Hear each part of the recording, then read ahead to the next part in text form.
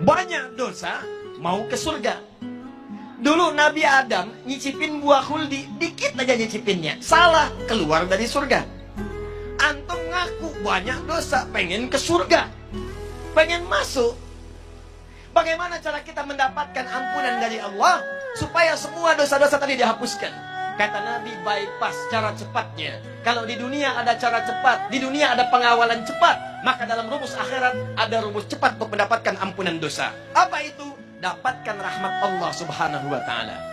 Dan ternyata di antara rahmat Allah itu diturunkan di majlis-majlis ilmu.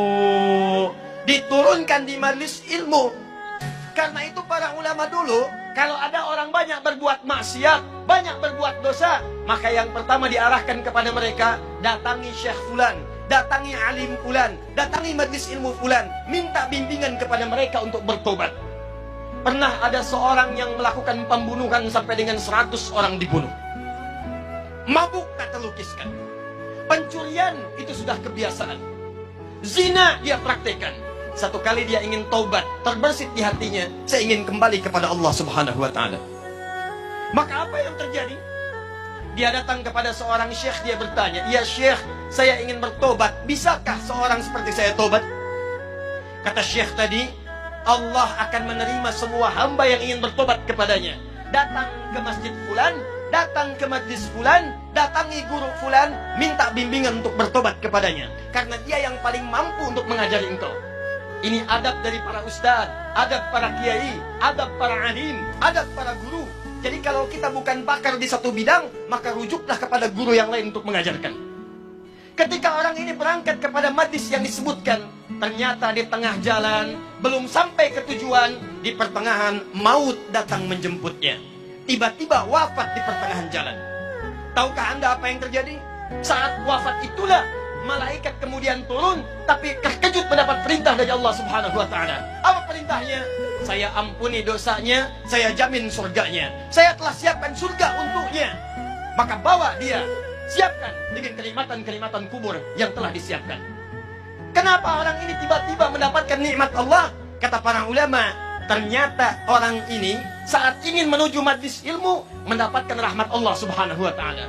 Dibimbing di jalannya, setiap langkahnya dia istighfar. Astagfirullah, astagfirullah, astagfirullah. Baru berangkat menuju majlis ilmu, rahmat Allah turun kepadanya. Di tengah jalan dia istighfar, istighfar mengampuni dosa-dosanya. Langkahnya punya pahala datang ke majlis ilmu. Maka disitulah kemudian Nabi bersabda, buka hadis riwayat Ibnu Majah, nomor hadis 233, yang meriwayatkan sahabat namanya Abu Darda. Abu Darda itu Pak dulunya pengusaha, dulunya agamanya Kristen, pindah masuk Islam. Begitu masuk Islam, beliau membuka usahanya yang mendekatkan dirinya dengan Allah. Cara usahanya, bikin dagangan di dekat masjid. Dekat masjid, apa tujuannya? Supaya lebih dekat dengan Allah. Kalau tiba waktu sholat, tinggalkan dagangan, saya bisa sholat dulu. Kalau rizki nggak usah dipikirkan, Allah sudah atur. Setiap orang mau ke masjid, ada yang mampir beli makanannya, ada yang mampir beli dagangannya. Sampai kemudian ditiru oleh para sahabat-sahabat yang lainnya. Sampai sekarang kalau Anda haji atau umrah, Anda dapatkan dekat Masjid Nabawi, ada orang-orang jualan di sekitarannya. Itu yang pertama kali jualan, namanya Abu Darda. Meriwayatkan hadis dari Nabi, apa bunyinya? Kata Nabi, perhatikan kalimatnya.